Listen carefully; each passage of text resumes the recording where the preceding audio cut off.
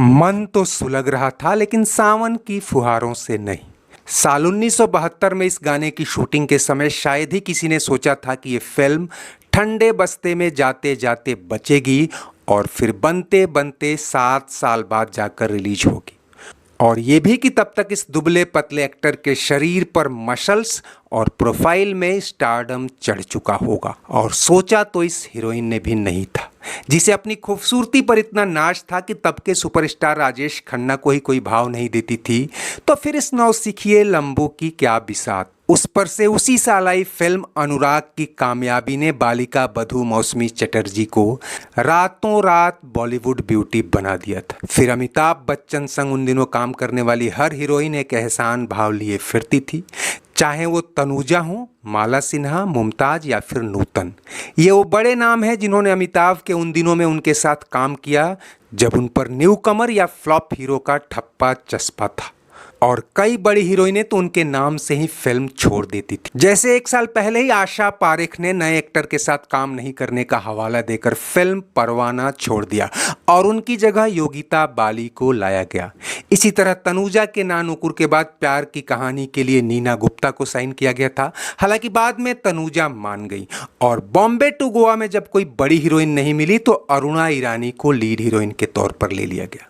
ऐसे में मौसमी चटर्जी के मन में भी अमिताभ के अगेंस्ट थोड़ा सा सुपीरियोरिटी कॉम्प्लेक्स आना लाजमी था। हालांकि वो अमिताभ से उम्र में छोटी थीं और कद में तो और भी, लेकिन उनके पास हिट फिल्में थीं और उसी मोमेंटम को जारी रखने के लिए जब ताबड़तोड़ फिल्में साइन कर रही थीं तो इसी साल मंजिल, बेनाम और रोटी कपड़ा और मकान भी आगे पीछे उनकी झोली में आ गिरी।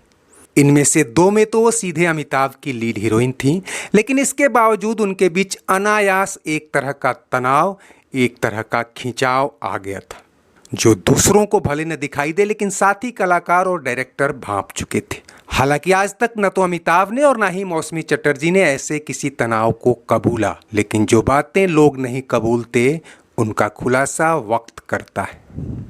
अभी कुछ साल पहले ही मौसमी चटर्जी एक कमेंट से सुर्खियों में आई थी।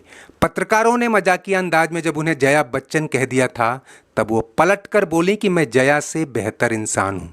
और इसी बयान का एक सिरा थामे हम आपको फ्लैशबैक में ले जाते हैं, जिससे साफ हो जाएगा कि असल में मौसमी के मन में अमिताभ को लेकर सुलगन क्यों थी। प्रॉब्लम अमिताभ से नहीं, जया भादुरी से शुरू हुई थी। हुआ ये था कि मौसमी चटर्जी बहुत छोटी उम्र में ही बंगाली फिल्म बालिका बधू से चर्चा में आ गई थी और उन्हीं दिनों बंगाली बैकग्राउंड की जया भादुरी कई ऐसी फिल्में ले उड़ी जो पहले मौसमी को ऑफर हुई थीं। इनमें बालिका बधू के प्लॉट से मिलती जुलती एक फिल्म थी उपहार, जिसे राजश्री प्रोडक्शन वालों ने बनाई थी। फिर 1970 में गुड्डी फिल्म के लिए भी मौसमी चटर्जी को ही ऑफर मिला था और वो भी गायक हेमंत मुखर्जी के मार्फत। लेकिन मुंबई आते आते पता चला कि बिना उन्हें बताए ऋषिकेश मुखर्जी ने जया भादुरी को साइन कर लिया है। इसी तरह 1972 में गुलजार ने संजीव कुमार और मौसमी को लेकर कोशिश फिल्म की शूटिंग भी शुरू कर दी थी, लेकिन यहाँ भी रातों रात मौसमी को हटाकर जया भादुरी को ले लिया गया।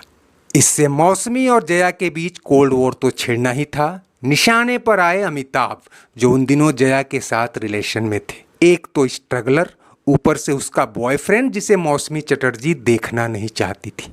ऐसे में दूरियां तो बढ़नी ही थीं। यही वो दौर था जब मौसमी जया के खिलाफ मीडिया में भी बयान दे रही थी और एक बार इनडायरेक्टली यहाँ तक कह दिया कि मुझे फिल्में इसलिए गंवानी पड़ी क्योंकि मैंने फिल्म मेकर्स के साथ कंप्रोमाइज नहीं किया। इतना कुछ काफ़ी था अमिताभ के मौसमी से खिंचे खिंचे रहने के लिए, पर इसका असर फिल्म के सेट पर दिख रहा था और सबसे बड़ा असर तो चंद वर्षों बाद दिखने वाला था, जो हमारे इस वीडियो का क्लाइमेक्स भी है। लेकिन फिलहाल 1972 का वो साल अमिताभ के लिए करो या मरो का साल था और शायद सब कुछ सहने और कुछ नहीं कहने का साल भी। ऐसे ही दौर में मौसमी ने अमिताभ को वुडन एक्टर कह दिया था। किसी ने इसका मतलब लक्कड़ निकाला, क्योंकि तब वो लंबी कद काठी में हाड़ मांस के पुतले ही दिखते थे। किसी ने अर्थ लगाया बेजान या फ्लॉप और कईयों ने कहा कि ये सब मीडिया की मनगढ़ंत बातें हैं।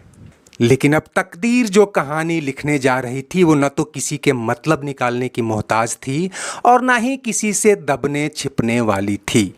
फिल्म मंजिल तो विलंबित होती चली गई, लेकिन बेनाम आई 1974 में।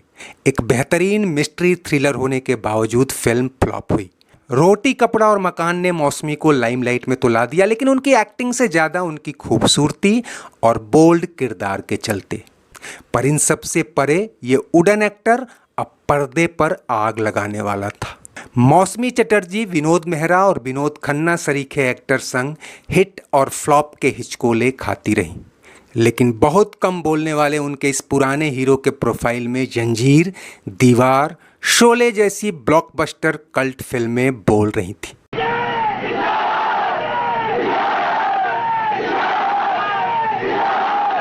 फिर आया वो साल 1978 जब एक के बाद एक कई ब्लॉकबस्टर फिल्मों ने अमिताभ को हिंदी सिनेमा का असली डॉन बना दिया।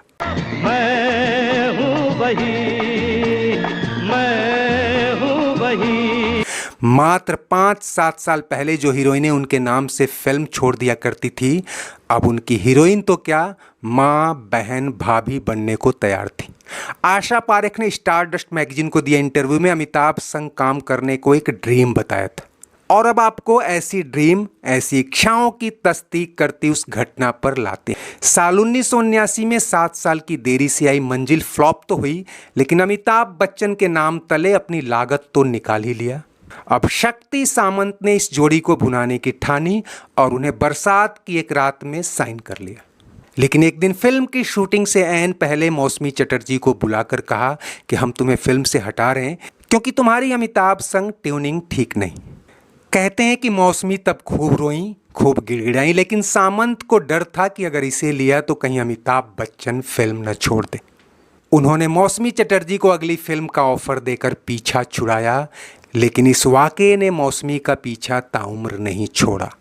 आगे चलकर कई बार उन्होंने मीडिया में कहा कि अमिताभ बच्चन ने ही उन्हें फिल्मों से निकलवा दिया, और हाल ही में दिए एक इंटरव्यू में भी उन्होंने कहा कि जब सामंत ने मुझसे कहा कि तुम्हारा अमिताभ संग कोई झगड़ा हुआ है क्या, तो मैंने कहा कि मैं किसी के इतनी करीब नहीं कि कोई मुझसे झगड़ा करे।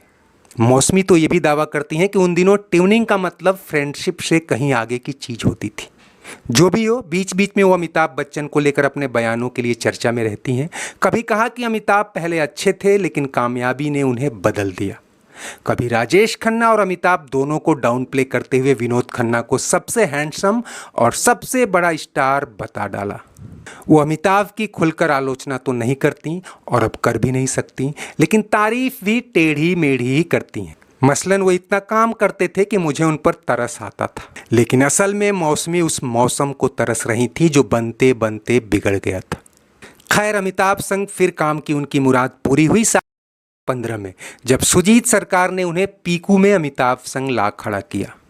और दोस्तों, चलते चलते आशा पारेख का ये हालिया बयान भी देखते चलिए, जो तारीफ है या गुजरे जमाने की खींच कह नहीं सकते। वो कहती हैं कि आज भी अमिताभ बच्चन के लिए नए नए रोल लिखे जाते हैं, जबकि हमें दादी नानी के किरदार थमा दिए जाते हैं। तो यादों के झरोखे से आज बस इतना ही। वीडियो लाइक और शेयर तो करते ही चले, अगर चैनल सब्सक्राइब नहीं किया है तो वो भी कर लीजिए। कमेंट बॉक्स में आपकी हर राय का स्वागत है। शुक्रिया, नमस्ते, आभार।